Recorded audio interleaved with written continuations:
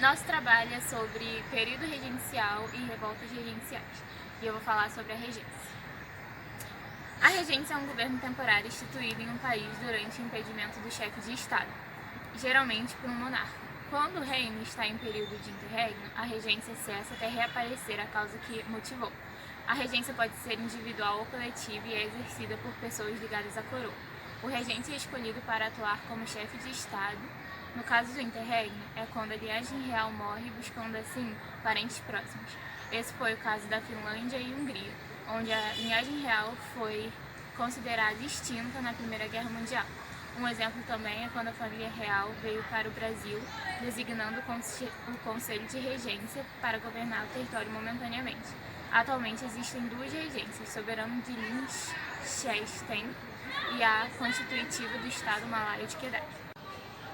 Nesse período, existiam vários grupos políticos que disputavam o poder. Os principais eram os restauradores, moderadores e exaltados. Eles possuíam soluções e ideias diferentes para os problemas do país, que naquele momento eram muitos.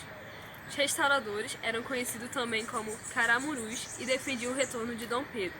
Defendiam também um sistema econômico baseado no liberalismo clássico e era um grupo composto por comerciantes, altos funcionários públicos e militares.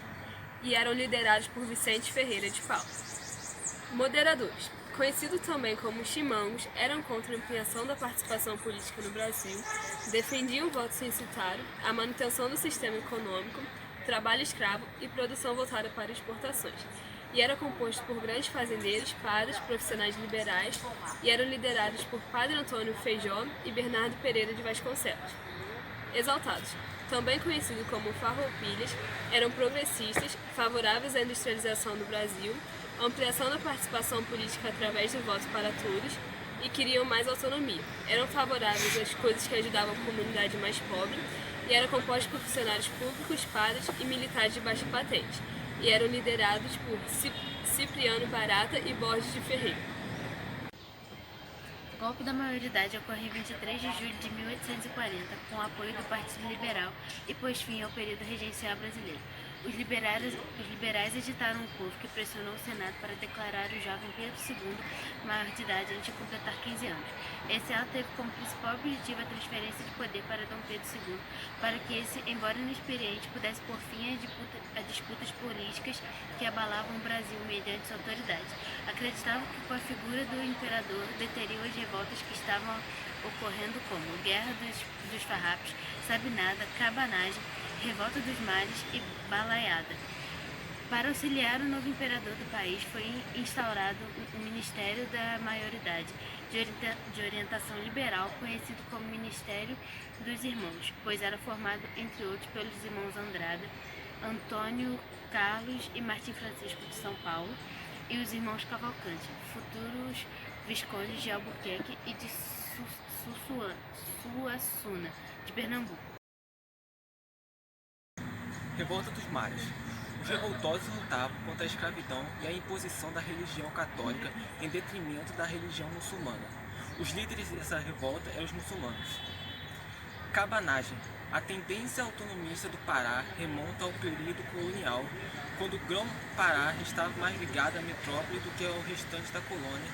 Com o movimento pela independência do Brasil, acirrou-se na província o caráter republicano. Os líderes dessa revolta eram os indígenas, negros e mestiços. Balaiada foi uma das principais rebeliões do período regencial. Nasceu das disputas políticas entre grupos rivais e das dificuldades econômicas da província. Os líderes dessa revolta o Manuel Francisco dos Anjos Ferreira. Sabinada. O movimento contestava a concentração do poder local exercido por autoridades nomeadas pelo governo regencial. O líder dessa revolta foi Francisco Sabino. Revolução Farroupilha reivindicava maior autonomia política e econômica para o Sul. Na raiz do conflito estava o descontentamento dos poderosos esticeiros gaúchos com a política de impostos do governo central. Os líderes dessa revolta foram Giuseppe Garibaldi, Bento Gonçalves, Bento Manuel e Onita Garibaldi.